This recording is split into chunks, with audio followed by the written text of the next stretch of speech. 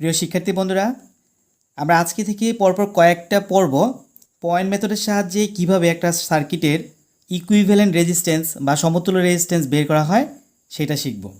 তাহলে শিক্ষার্থীরা চলো আমরা এই সার্কিটটার সমাধান করি।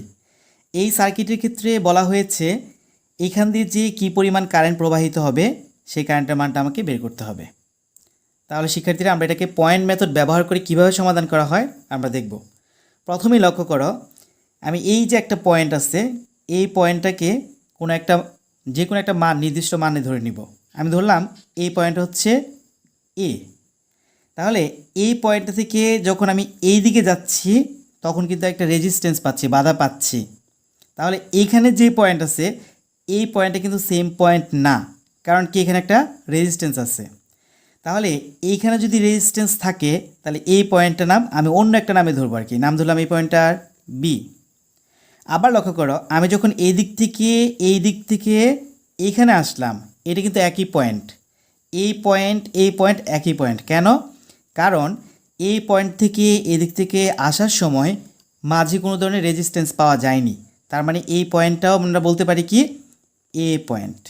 আবার লক্ষ্য করো, এখানে আমি এটাকে বি পয়েন্ট ধরেছিলাম। এই বি এখান থেকে এই পথটা যখন অতিক্রম করে এই বিন্দুতে আসলো তখনও কিন্তু মাঝে কোনো ধরনের রেজিস্ট্যান্স পাওয়া যায়নি।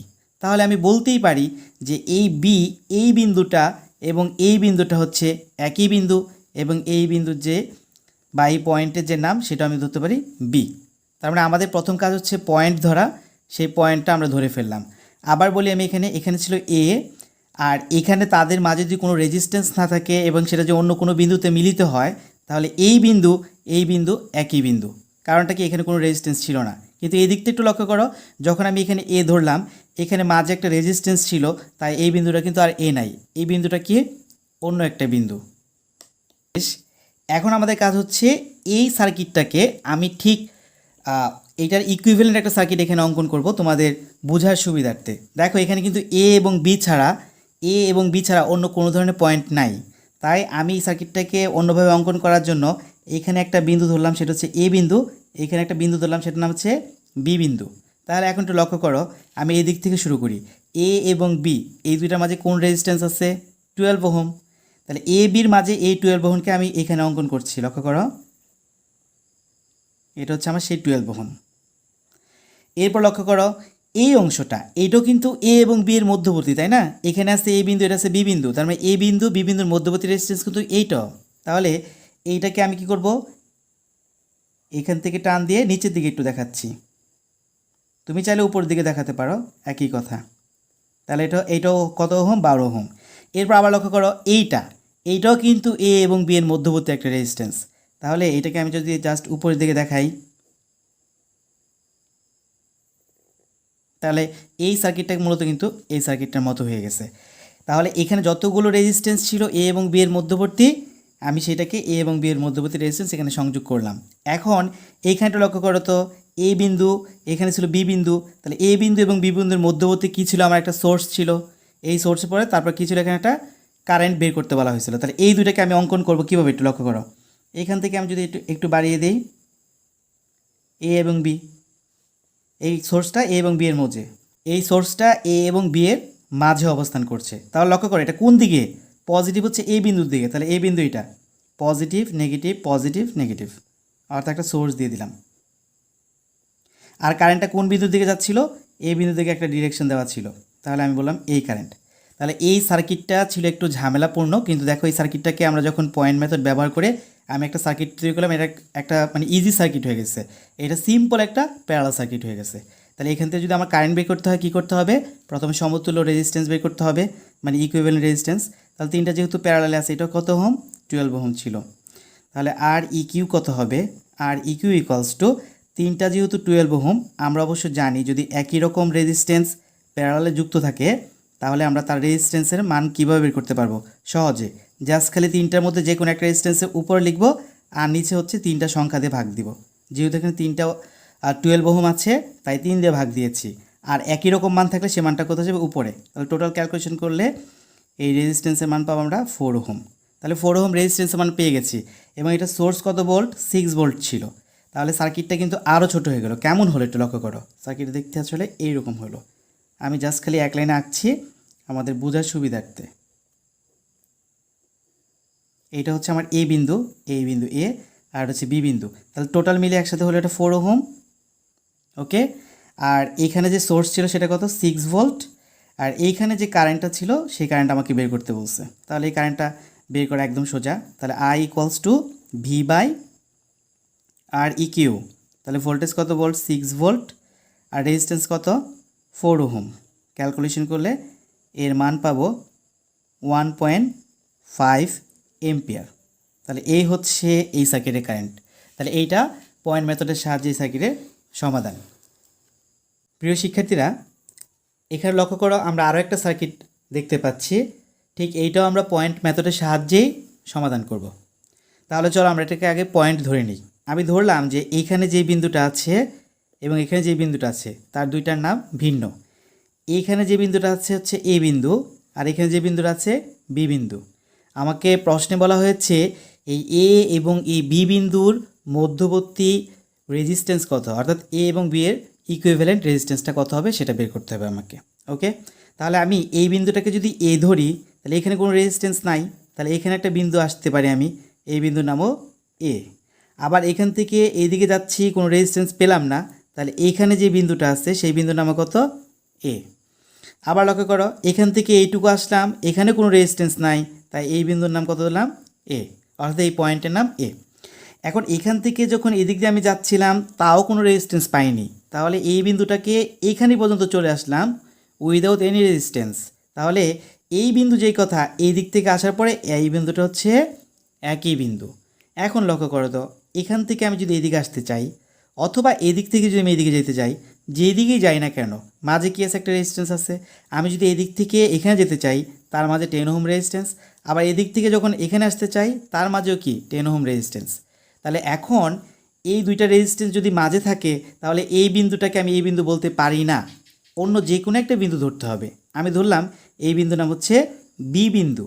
আমি এই বিন্দু বি বিন্দু যদি নিজে নাও ধরতাম তাও বি হতো, কেন লক্ষ্য করো, এই দিক থেকে আসো এবার, এখান থেকে এইটুকু পর্যন্ত যখন আসবে এটা কি বিন্দু বি বিন্দু, কারণ এখানে কোনো রেজিস্ট্যান্স নেই। আবার এইখান থেকে যখন তুমি এই দিক থেকে এইটুকু পর্যন্ত চলে আসলে মাঝে কোনো রেজিস্ট্যান্স ছিল না, যার বিদায় এই বিন্দু যেই কথা এই বিন্দু কিন্তু একই কথা। তাহলে এবার লক্ষ্য করো, আমি এই সার্কিটটাকে যদি পুনরায় নতুনভাবে অঙ্কন করি সহজে বোঝার জন্য, তাহলে কীভাবে অঙ্কন করতে পারি একটু লক্ষ্য করো। এখানে আমি দিলাম হচ্ছে এ বিন্দু আর এখানে হচ্ছে বি বিন্দু। তাহলে ফার্স্টে এখানে আসো, এখান থেকে এইটুকু এ বিন্দু, এই রেজিস্ট্যান্স কি কোনো কাজ করবে? এই রেজিস্ট্যান্স কোনো কাজ করবে না, কেন? কারণ এই রেজিস্ট্যান্সের সাথে এই যে একটা প্যারালালে শর্ট পথ আছে, অর্থাৎ কোনো রেজিস্ট্যান্সের প্যারালালে যদি কোনো শর্ট পথ থাকে তাহলে মনে রাখবে যে ওই রেজিস্ট্যান্সটা কোনো কাউন্ট হয় না। কেন? কারণ কারেন্টটা যদি এদিক থেকে আসে, এসে সে এদিকে যেতে চেষ্টা করবে, এদিকেও যেতে চেষ্টা করবে। তাহলে এদিক দিয়ে যদি সে যায় তাহলে রেজিস্ট্যান্সের মধ্য দিয়ে যাচ্ছে, আর রেজিস্ট্যান্স একটা ভেজাল পথ, কারেন্ট কিন্তু সবসময় সহজ পথে যেতে চেষ্টা করে, তাই সে এদিক দিয়ে না গিয়ে এখানে যেহেতু শর্ট পথ আছে সমস্ত কারেন্টটুকু এদিক থেকে এইভাবে চলে আসবে। তাহলে এই রেজিস্ট্যান্স এখানে থাকা যে কথা না থাকা একই কথা। তাহলে এই রেজিস্ট্যান্স আমি এখান থেকে ধরে নিব যে এখানে সে নেই। তাহলে এখান থেকে এই বিন্দু পর্যন্ত এই বিন্দু। ওকে, এখন দেখো এই 10 ওহম রেজিস্ট্যান্সটা কোথায়? এ এবং বি বিন্দুর মধ্যবর্তী অবস্থানে আছে। তাহলে দেখো আমি এখান থেকে শুরু করলাম 10 ওহম রেজিস্ট্যান্স, যেটা হচ্ছে আমার এ এবং বি এর মধ্যবর্তী ছিল, এটা 10 ওহম।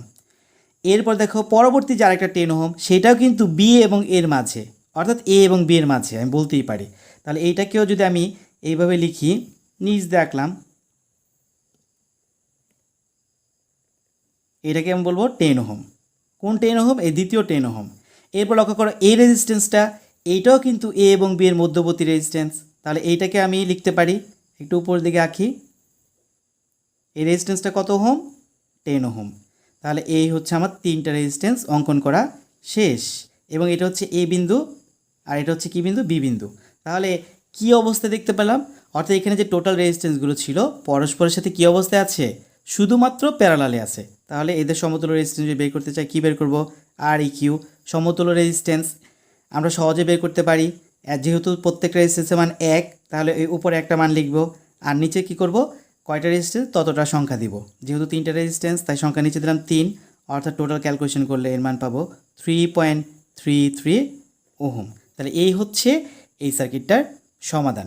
শিক্ষার্থীরা, পয়েন্ট মেথডের ওই রকম আরও একটা ভিডিও আমরা এখন নিয়ে আসলাম। একটু লক্ষ্য করো, এইটার মধ্যে কিছুটা পার্থক্য আছে। কি পার্থক্য একটু লক্ষ্য করো। এইটার মধ্যে রেজিস্ট্যান্সের মান সবগুলো একই। এটাও ধরো যে এ বিন্দু আর এটা হচ্ছে বি বিন্দু। জানতে চেয়েছে এ এবং বি এর মধ্যবর্তী টোটাল রেজিস্ট্যান্স বা সমতুল্য রেজিস্ট্যান্স বা ইকুইভ্যালেন্ট রেজিস্ট্যান্সটা কত সেটা আমাকে বের করতে হবে। তাহলে চলো আমরা পয়েন্ট ধরি। ফার্স্টে এটা এ, তাহলে এই বিন্দু থেকে এখানে আসলাম, কোনো রেজিস্ট্যান্স পেলাম না, তাই এই বিন্দু নাম হচ্ছে এ বিন্দু। ওকে, এরপর লক্ষ্য করি এইখান থেকে যদি এদিকে যাই একটা রেজিস্ট্যান্স আছে, তাহলে এই বিন্দু আর এই বিন্দু সমান কথা না, তাহলে এটা অন্য বিন্দু, অন্য যে কোনো বিন্দু। আমি এটাকে যে কোনো একটা বিন্দু দিলাম বি। ওকে, তাহলে এইটা হচ্ছে এই বিন্দু, এটা বি বিন্দু। আবার লক্ষ্য করো, আমি যখন এই দিক থেকে এই পথে এখানে আসলাম, এখানে একটা রেজিস্ট্যান্স আছে, তাহলে আমি বলতে পারি না যে এইটা এ বিন্দু এটাও এ বিন্দু, কারণ যেহেতু এখানে রেজিস্ট্যান্স আছে তাই বিন্দুটা চেঞ্জ হয়ে যাবে। তাহলে এখানে যে বিন্দুটা আমি বললাম, এখানে তো বি অলরেডি ধরা হয়ে গেছে, তাই ধরলাম সে সি বিন্দু। কেমন?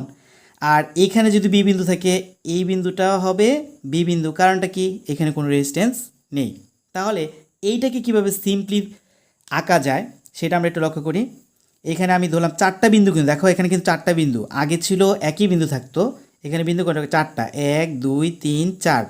ও সরি, তিনটা বিন্দু এখানে, একটু কাটি। শিক্ষার্থীরা একটু কারেকশন করে নাও, কারণ এইটা যদি বি বিন্দু থাকে, এই দিক থেকে আসার পর তার কিন্তু একটা রেজিস্ট্যান্স পথে ছিল, এই বিন্দুটা কিন্তু কখনো বি হতে পারে না। তাহলে এখানে আমি এ ধরেছি, এদিক থেকে যেহেতু বি অলরেডি দেওয়া আছে, এটাকে সি ধরেছি, এটাকে তোমরা কষ্ট করে ডি ধরে নেবে। এই বিন্দুটার নাম কি বিন্দু? ডি বিন্দু। তাহলে চলো এই সার্কিটটাকে আমরা কিভাবে একদম সিম্পলিফাই করে, অর্থাৎ সহজীকরণ করে আমরা অঙ্কন করতে পারি সেটা লক্ষ্য করব। তাহলে এই বিন্দুগুলোতে দেখো, আমি একটাকে ধরলাম এ বিন্দু, একটা হচ্ছে বি বিন্দু, আর উপরে ধরলাম সি বিন্দু, নিচে হচ্ছে ডি বিন্দু। তাহলে এখানে চারটা বিন্দু আমরা পেলাম, চারটা point A B C D. তাহলে এইটাকে আমরা লক্ষ্য করি। প্রথমে লক্ষ্য করো, এ এবং ডি এটা মাঝে কত ওহম রেজিস্ট্যান্স? 5 ওহম। তাহলে চিত্রতে লক্ষ্য করো, এইটা এ, এইটা ডি, তাহলে এদের মাঝে যে এই যে রেজিস্ট্যান্সটা হবে, এই যে রেজিস্ট্যান্সটা হলো, তাহলে তার মান কত? 5 ওহম। এরপর লক্ষ্য করো তো, এখান থেকে সি এবং ডি তার মধ্যবর্তী রেজিস্ট্যান্স কত? 5 ওহম। তাহলে এইটা হচ্ছে সি আর এটা হচ্ছে ডি, তার মধ্যবর্তী রেজিস্ট্যান্স যদি আমি অঙ্কন করি, দেখাবো এইভাবে, এটা হচ্ছে 5 ওহম। ওকে, তারপর দেখো এই উপরেরটা অঙ্কন করি, এটা হচ্ছে এ, এটা হচ্ছে সি, এই রেজিস্ট্যান্সটা কত? এটা হচ্ছে এ এবং সি দুজনের মধ্যবর্তী অবস্থানে আছে, তাই না? তাহলে এইটা এ এবং এইটা সি, তাহলে এদের মধ্যবর্তী যে কোনো একটা রেজিস্ট্যান্স আমি অঙ্কন করি, তার নাম হবে কত? মানে তার মানটা হবে 5 ওহম। ওকে, তাহলে এইটা এইটা এইটা এই তিনটা রেজিস্ট্যান্স কিন্তু আঁকা শেষ। এখন আছে এইটা এবং এটা। প্রথমে এইটা লক্ষ্য করো, এটা কি হলো? বি এবং ডি এই দুইটার মধ্যবর্তী রেজিস্ট্যান্স। তাহলে এইটা হচ্ছে আমার বি বিন্দু, এটা ডি বিন্দু, তাদের মধ্যবর্তী রেজিস্ট্যান্স যদি আমি অঙ্কন করি, তার মান কত? 5 ওহম। বি এবং ডি এই যেটা এখন বেঁকেছে, এটা এটা কোথায়? বি এবং সি এর মধ্যবর্তী রেজিস্ট্যান্স। তাহলে এখানে অঙ্কন করি বি এবং সি এর মধ্যবর্তী রেজিস্ট্যান্স, তার মান কত? 5 ওহম। শিক্ষার্থীরা, তাহলে দেখো এই সার্কিটটা কত ইজিলি আমি এরকম একটা সার্কিট অঙ্কন করলাম। কিন্তু এখন তোমাদের হয়তো একটা টেনশন হচ্ছে যে এটা একটা হুইটস্টোন ব্রিজের মতো হয়ে গেছে, তার মাঝে আরও একটা রেজিস্ট্যান্স আছে, কীভাবে এটা সমাধান করা যাবে? এটা কি অনেক জটিল বা কঠিন হবে কি না? আসলে এটা কোনো জটিল বা কঠিন না। কেন? একটু লক্ষ্য করো, এটা হচ্ছে একটা ব্যালেন্স ব্রিজ অবস্থায় আছে। ব্যালেন্স ব্রিজ কেন বলবো? আমরা জানি যদি এই রেশিওটা পি বাই কিউ সমান আর বাই এস হয়, তাহলে আমরা বলতে পারবো যে কি এটা ব্যালেন্স অবস্থায় আছে। আর ব্যালেন্স অবস্থায় এই মধ্যবর্তী কোনো রেজিস্ট্যান্স দিয়ে কারেন্ট প্রবাহিত হয় না। তাহলে পি বাই কিউ বলতে আমি কী বলছি একটু লক্ষ্য করো, এই রেজিস্ট্যান্সের নাম দিলাম হচ্ছে পি, এই রেজিস্ট্যান্সের নাম হচ্ছে কিউ, এই রেজিস্ট্যান্সের নাম হচ্ছে আর, আর এই রেজিস্ট্যান্সের নাম হচ্ছে এস। তাহলে ব্যালেন্স অবস্থায় কি থাকবে? ব্যালেন্স অবস্থায় একটা সার্কিটের এই কন্ডিশন থাকবে, অর্থাৎ P by Q R by S অবস্থায় থাকবে তার রেজিস্ট্যান্সগুলো। তাহলে দেখো একটু লক্ষ্য করি আমরা ব্যালেন্স অবস্থা কি না।